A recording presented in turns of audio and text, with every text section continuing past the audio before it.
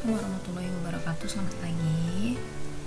Pada kesempatan ini, mata kuliah mitigasi bencana geologi pertemuan pertama dengan saya, Ibu Hesti.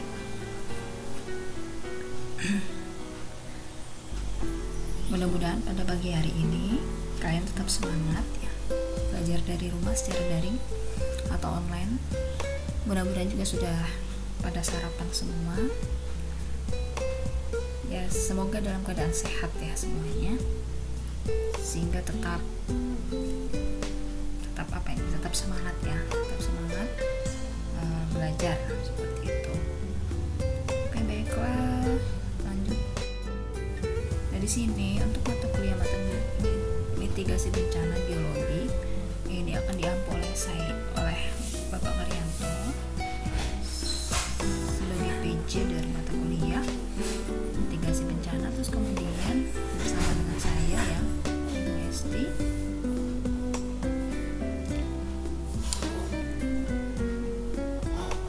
Nah, kemudian di sini saya akan membahas tentang kontrak kuliah kita dari kegiatan luas sampai dengan keaktifan. Itu yang pertama itu ujian akhir semester, itu persentasenya 30%, kemudian ujian tengah semester 30%, tugas itu 20%, tugas 15% ya, dan keaktifan sendiri 5%. Dan kalau misalnya diakumulasi ini ada 100%.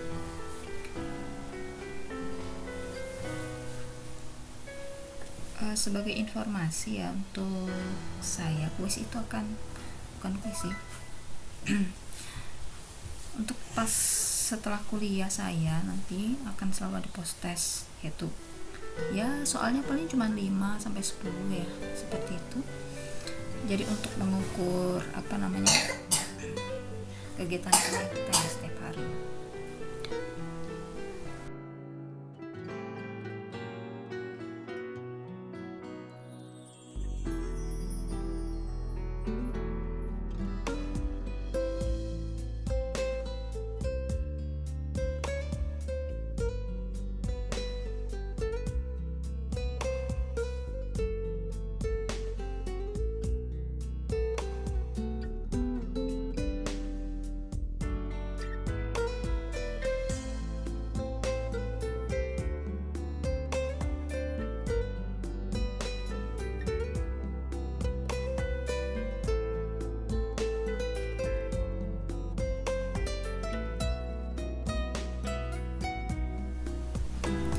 Nah, di sini metode pembelajarannya tuh Vkelas dan WhatsApp group ya, serta jika memungkinkan kita menggunakan metode yang lain, kita tergantung situasi dan kondisinya nanti.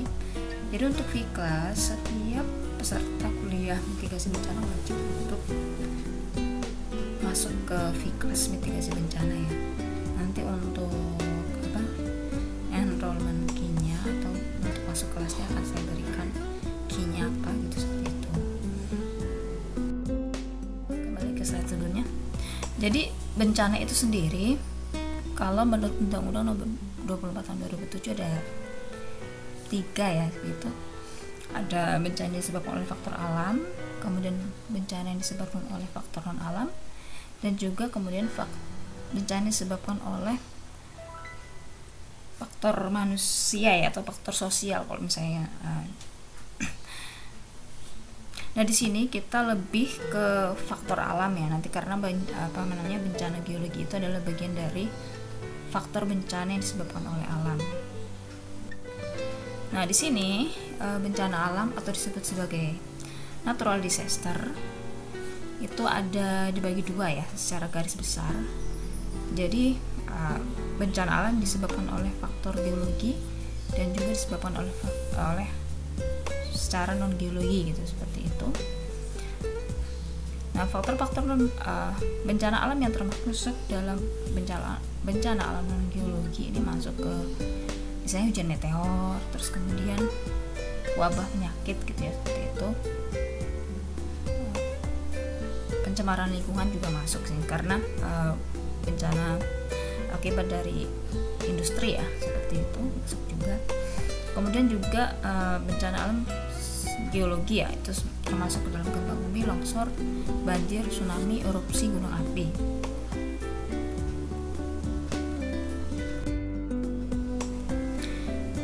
Nah, di sini kita masuk ke dalam geological disaster atau geologi hazard. Di sini kita lebih ke bencana alam secara geologi ya, karena kita sebagai seorang yang geofisika yang bergelut di bidang kebumian. Nah, kemudian kita bencana alam yang kita pelajari lebih ke geological disaster atau bencana alam yang disebabkan oleh faktor geologi. Nah, di sini ada dua istilah yang akan sering kita dengar ya, ketika kita bicarakan tentang bencana geologi. Nah, ini jadi kita harus memahami dulu apa yang disebut dengan geohazard dan apa yang disebut dengan geological disaster. Jadi kalau kita menemukan istilah geohazard, itu masih dalam proses geologi ya, yang berpotensi menimbulkan kerugian ekonomi. Jadi dia masih bersifat potensi ya, dia peristiwa geologi tapi memiliki potensi merugikan manusia. Nah, ketika kita berbicara tentang geological disaster, maka itu sudah menjadi event ya, sudah menjadi peristiwa geologi yang merugikan manusia secara sosial dan ekonomi. Jadi itu bedanya ya. Kalau misalnya geohazard itu masih potensi merugikan, sedangkan kalau geological disaster itu sudah event kejadian geologinya yang merugikan manusia. Jadi dua istilah ini harus bisa dibedakan ya, begitu.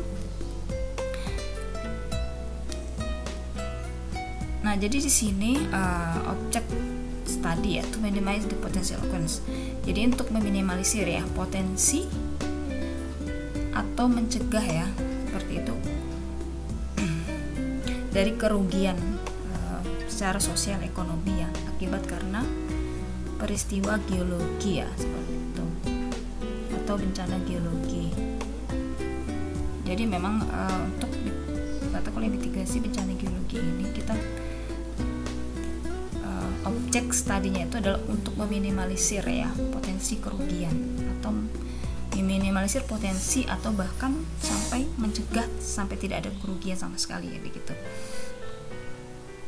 Itu untuk skop kita ya. Terus kemudian selanjutnya,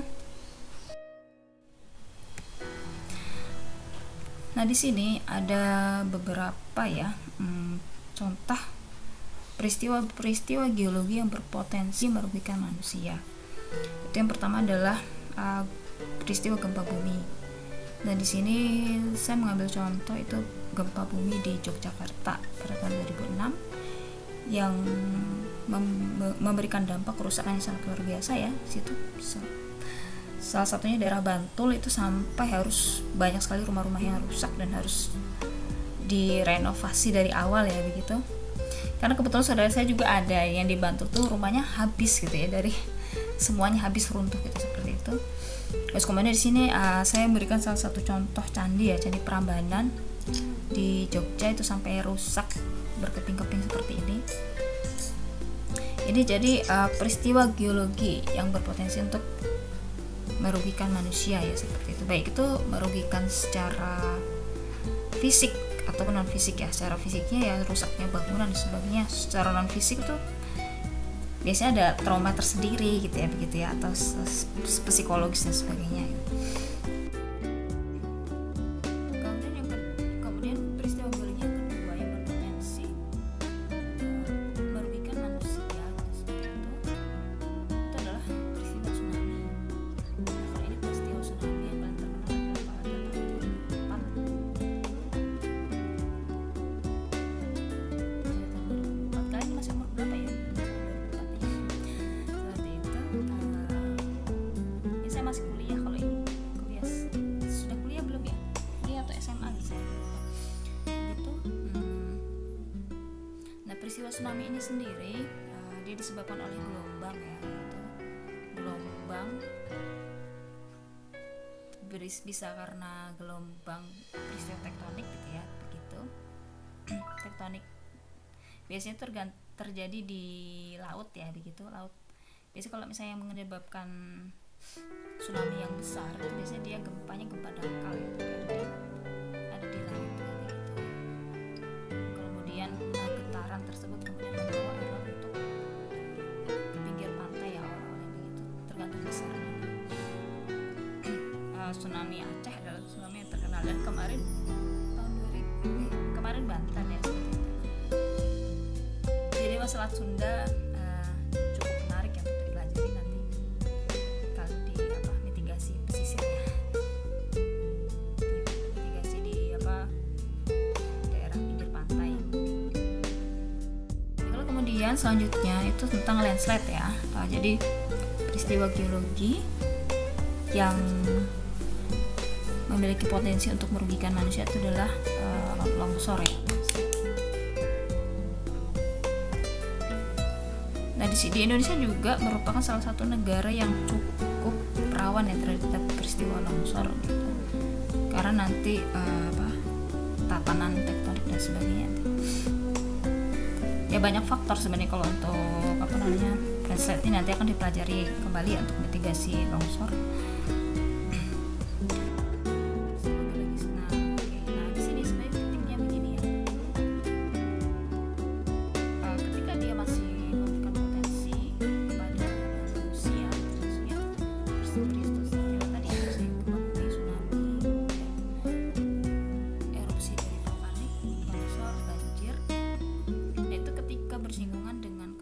Dan menimbulkan kerugian ya, seperti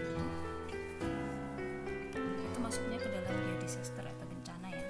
Tapi ketika dia masih ke potensi ya, masih ke bahaya gitu, ketika belum bertemu dengan resiko, dia masih kita menyebutnya sebagai geohazard saja ya, atau potensi menimbulkan kerugian ya. Atau kita sebagai geohazard, potensi kerugian bagi manusia seperti itu. Nah sebenarnya kalau ini ada ilustrasi yang menarik. Ini sebenarnya ibaratnya antara risk ya, bahaya ini ada sebuah hubungan yang menarik ya. Ketika tidak bersinggungan dengan manusia, seperti contohnya hewan harimau ya. Ketika dia itu dikurung gitu ya, dia dia memiliki potensi bahaya, tetapi kemudian karena dia itu ditutup gitu ya, gitu, dikurungin, maka dia tidak memberikan resiko kepada manusia gitu. Nah ketika kemudian kita bertemu dengan harimau ini di tengah hutan ya, maka itu sangat berpotensi terhadap kita ya, beresiko gitu seperti itu ya terhadap kita ya gitu. Jadi istilah ini untuk melihat bagaimana resiko itu sebenarnya singgung atau nggak singgung. Misalnya begini, sebenarnya kalau misalnya longsor ya, kalau misalnya yang terjadi longsor itu di tengah hutan, tidak ada manusia, itu tidak beresiko terhadap kita gitu. Jadi itu nggak masalah sebenarnya begitu kan. Tapi kalau misalnya kita daerah longsor itu daerah banyak yang ditinggali oleh rumah-rumah, bahkan ada sekolah gitu. Nah itulah resikonya di situ gitu ya. Jadi itu menimbulkan bahaya yang besar gitu ya begitu. Jadi itu resiko itu seperti itu ya dalam ilmu kebencanaan gitu. Jadi ketika semakin besar dia merugikan manusia, maka berarti resikonya semakin besar gitu. Tapi ketika tidak ada kerugian terhadap manusia, nggak masalah gitu begitu ya.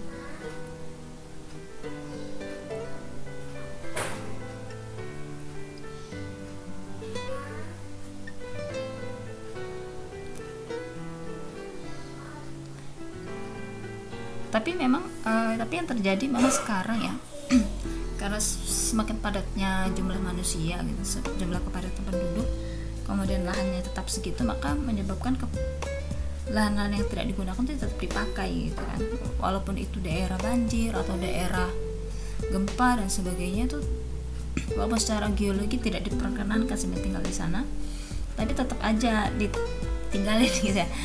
Gitu, itu artinya resikonya lebih besar. Tapi kemudian dengan ilmu mitigasi itu bisa diatasi ya, maksudnya bisa dikurangi untuk minimalisir resiko.